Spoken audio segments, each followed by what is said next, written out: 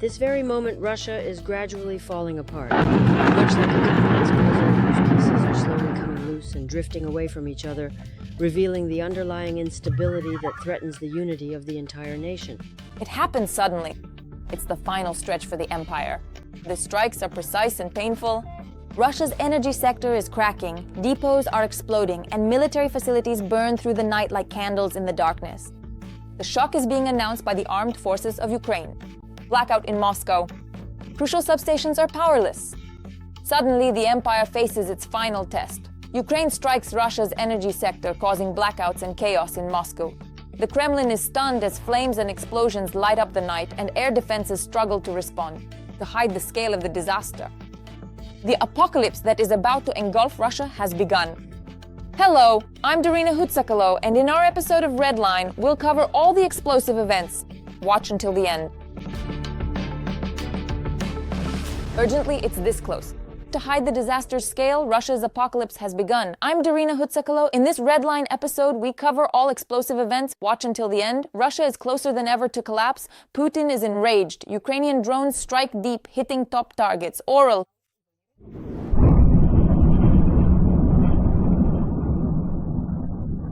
Massive, powerful explosions occurred. Shook the area around the thermal power plant. The enemy suffered a second strike in the danger zone. Massive, loud explosions shook and rocked the area around the thermal power plant.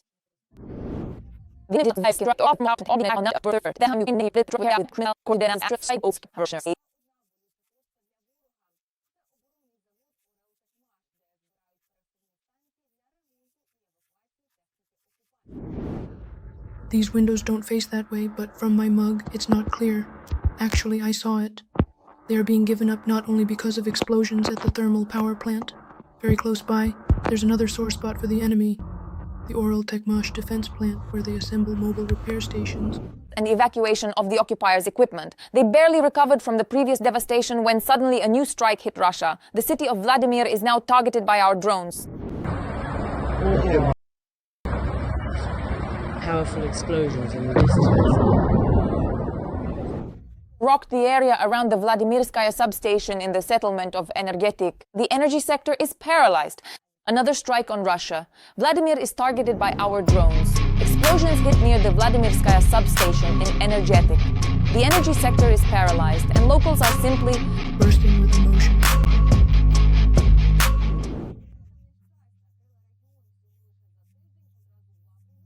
A wave of misfortune.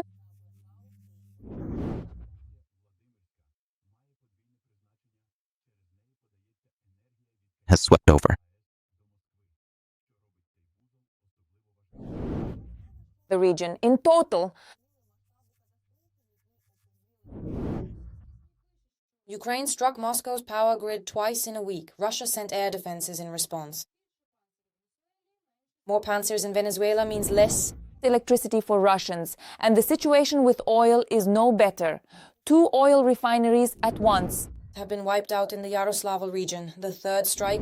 Overnight, the 13th since the start of the week. As we can see, there's not a single day of peace in the Russian Federation. Ukrainian fiery greetings hit right on target. The most are being delivered to remote corners and leave the enemy absolutely no chance at all. This is ours, belonging to us without a doubt.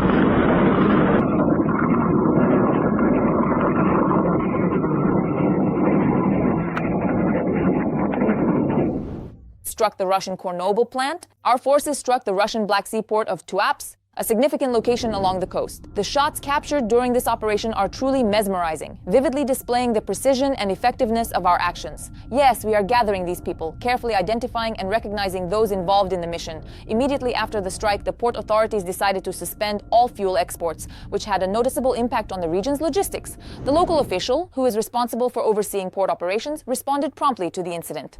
Immediately after the incident, the port authorities suspended all fuel exports, and the local oil refinery, which is a crucial part of the region's energy infrastructure, halted its oil processing operations. Before the attack, it was anticipated that Tuapse would increase its export of oil products in November.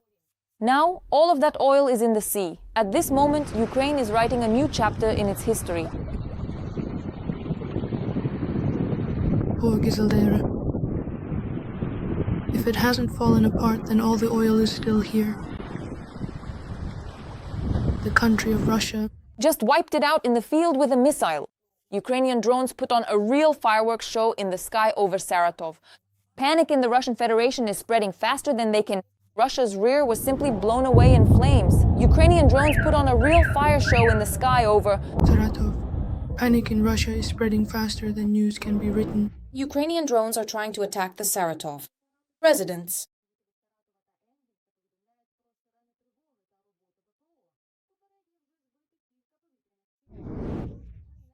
of Saratov.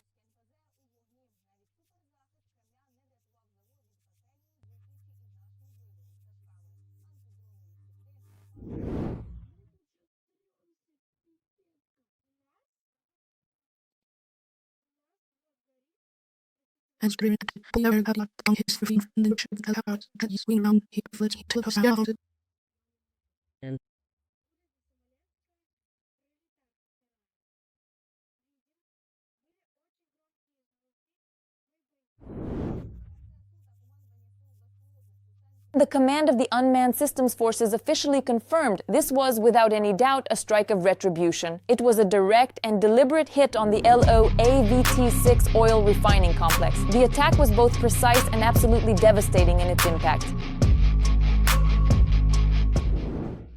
By the way,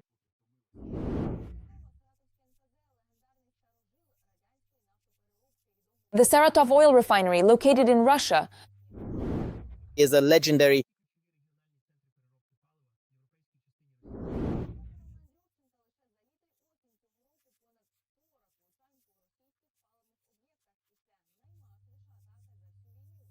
creaking refinery destroyed. Over 40 strikes on Russian fuel sites, the largest attack yet. Railway damaged.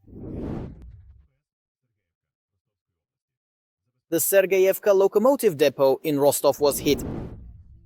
In the area of railway infrastructure maintenance in Milerovo, Marianna, as many as 60 drones methodically shattered the enemy's peace. Standard air defense systems intercepted and destroyed 64 Ukrainian unmanned aerial vehicles. And that's not all. In the Luhansk region, Ukrainian defense forces are driving the enemy out of fortified positions with a powerful breakthrough. A warehouse of material and technical supplies was struck in the settlement of Roskishne, as well as rolling stock.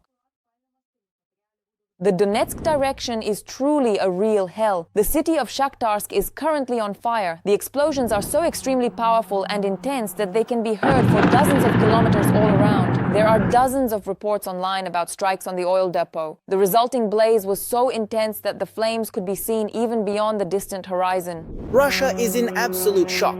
Their rear lines are simply and completely falling apart. there are no Every voice matters. Join our community, support independent journalism, and help us bring you the truth from Ukraine. Become a member of Ukraine today. Join us now. safe Places left for the occupiers anymore. Ukraine has struck the enemy everywhere, and just recently the SBU caused real chaos right in the heart of the temporarily occupied territories. There are no safe places left for the occupiers. Ukraine has struck the enemy everywhere, and just recently the SBU caused real chaos right in the heart of the temporarily occupied territories. Strikes were carried out on Places where troops were concentrated.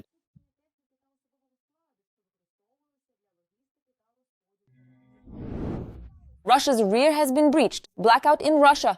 The Ukrainian armed forces are destroying the enemy's strategic facilities, and there's an uproar in the Kremlin. How is Ukraine preparing an energy apocalypse for the winter? The secret aerial tactics of the Ukrainian armed forces that no one is talking about. You will be shocked when you hear. Ukraine hits Russian targets, causing blackouts and chaos. Secret tactics and an energy crisis loom.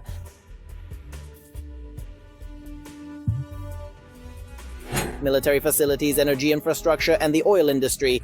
The war has finally shifted onto Russian territory, and it seems the Ukrainian armed forces have chosen their targets in the occupiers' rear, and they are ramping up long-range strikes. One of the main objectives, this brings Russia closer to ending the war. So that the cost of this war, Ukrainian forces are now striking Russian military and energy sites. They are increasing long-range strikes to pressure Russia to end the war by raising its costs. The defense forces motivate Russians daily. Recently, not a single night in Russia has passed without incident, didn't explode, catch fire, or get destroyed. we've gathered the most high-profile incidents. Undoubtedly, the most striking event regarding Russian didn't explode, catch fire, or get destroyed. We've gathered the most high-profile incidents. Undoubtedly, the most striking event in the matter of Russian blackouts was the Ukrainian armed forces' attack on the Moscow region on the night of November 1st. Monitoring channels reported hundreds of drones that took off to bomb Russia. And they weren't wrong. Although Moscow's energy system held up, entire settlements around the capital were left without power. In particular, the Moscow suburbs and the city of Zhukovsky were left in the dark.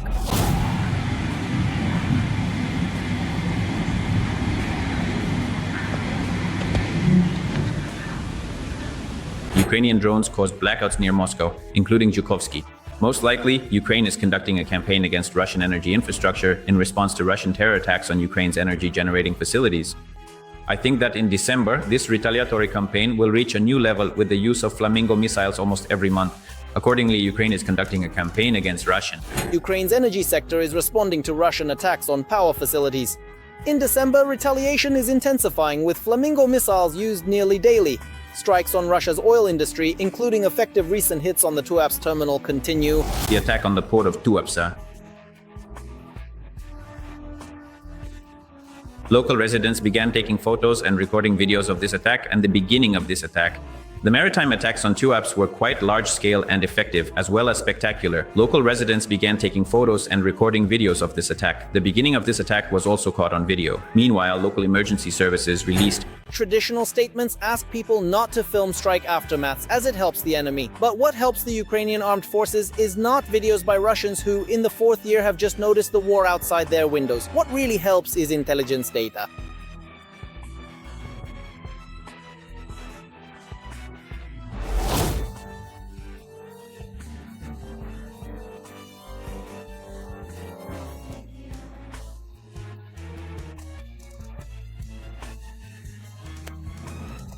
Including Western intelligence, which enables precise strikes.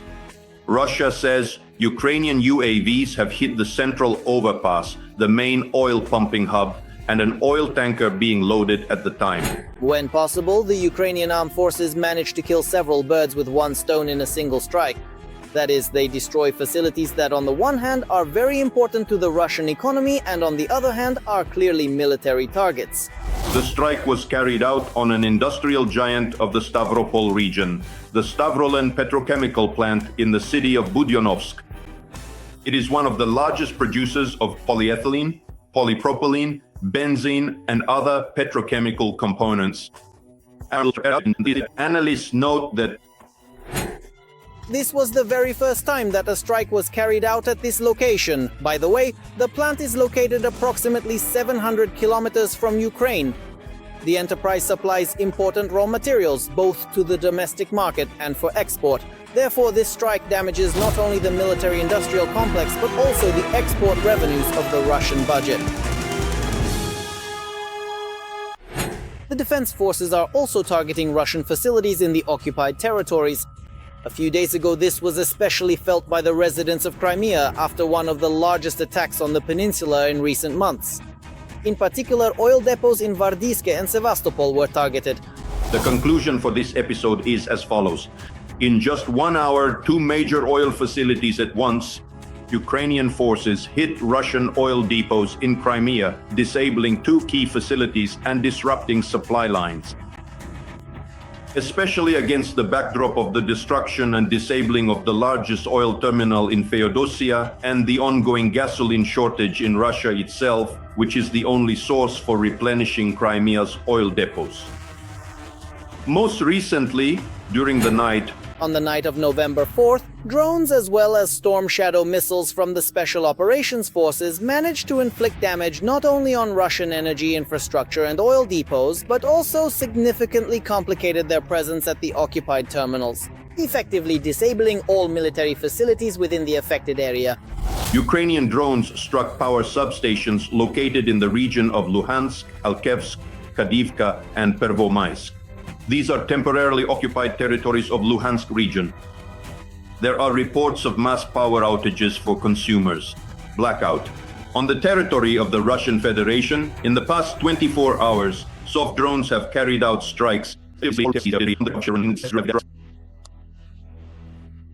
Kursk region, that's Zheleznogorsk, where the substation was hit and the city is completely without power. Lipetsk region, that's the traction substation PS Usman, and accordingly, the city of Oryol. A strike was carried out on the Oryol CHP plant. This is what concerns the blackout. Now, as for military targets, analysts call the explosions at the dam near Belgorod one of the most successful long-range attacks by the Ukrainian armed forces. The strike was so precise that no civilians were harmed. But Russian units in the Kharkiv region found themselves cut off from their own forces due to the flooding, and their offensive failed.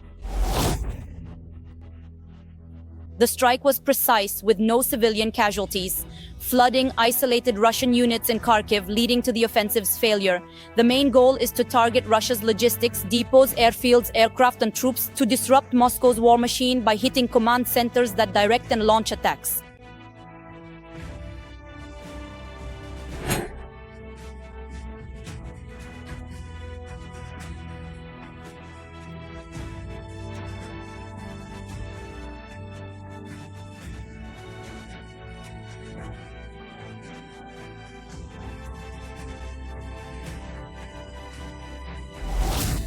Madyar warned Russians of winter blackouts and possible oil refinery attacks based on November Russian estimates.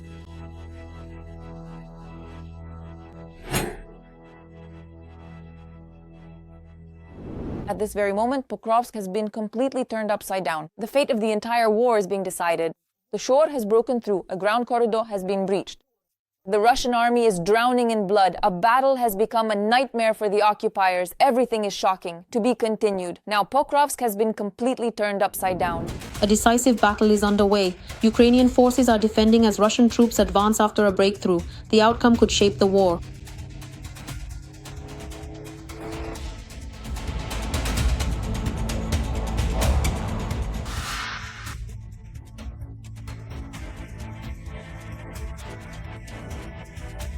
And are conducting counterattacks, slowing the enemy. Defense forces continue clearing Pokrovsk of occupiers now in the north of the city. This was possible because in recent days, reinforcements arrived with personnel and equipment. After a successful airborne operation, more special forces joined the HUR commandos who had taken positions and breached the ground corridor. According to the President of Ukraine, Volodymyr Zelensky, special operations are currently taking place in the city of Pokrovsk, which is located in the eastern part of Ukraine. These operations are being carried out by Ukrainian forces as part of ongoing efforts to maintain security and stability in the region. Russian forces are attacking Ukrainian defenses in several directions, focusing many troops near Pokrovsk. Estimates suggest about 100,000 Russian soldiers are involved in this operation, showing the scale of the fighting. We're talking about so-called suicide squads.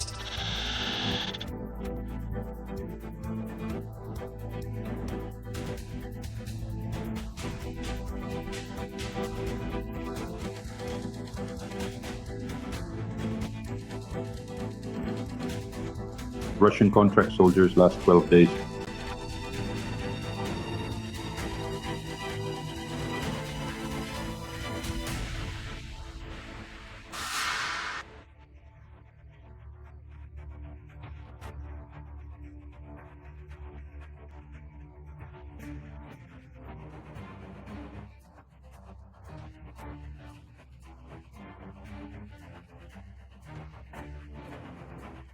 According to the Institute for the Study of War, occupiers have advanced in southern Mirnogorod and eastern Rodensk, gradually approaching Pokrovsk. There is currently no evidence that Russian occupation forces have established a foothold in Mirnogorod. Troop presence in Mirnogorod has been verified. Russian occupiers are present at Shaft Management 526. In Rodinsky, the situation is changing rapidly. Occupiers are intensifying their offensive to take control of armed forces of Ukraine AFU positions. The AFU are conducting counterattacks to prevent further Russian advancement. The enemy is trying to encircle Pokrovsk and the nearby settlements. The occupiers are increasing the number of air attacks, in particular using guided aerial bombs and drones. There is no classic encirclement, as it is usually understood in military terms, around the city of Pokrovsk. The enemy is trying to encircle Pokrovsk and the nearby settlements. The occupiers are increasing the number of air attacks, particularly using guided aerial bombs and drones. The situation is extremely critical from the very beginning, and it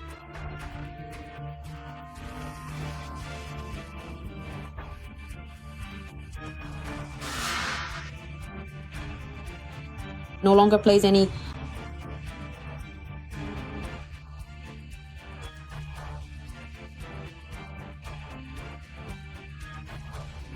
Russian drones and sabotage groups make movement hard. Ukrainian troops repelled 55 tank attacks yesterday.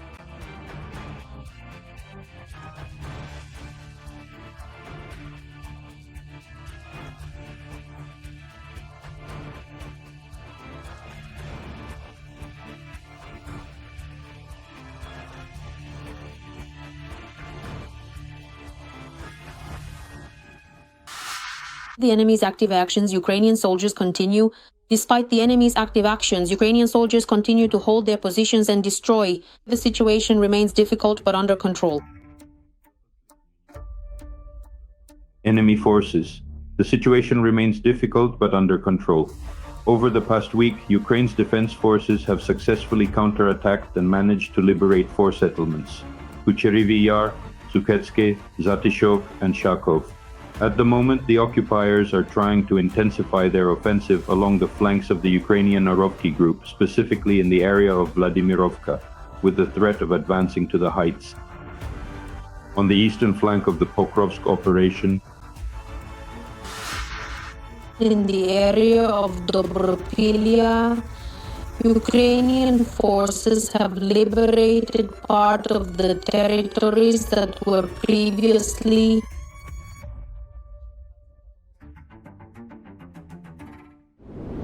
Russia advances. When will the war end?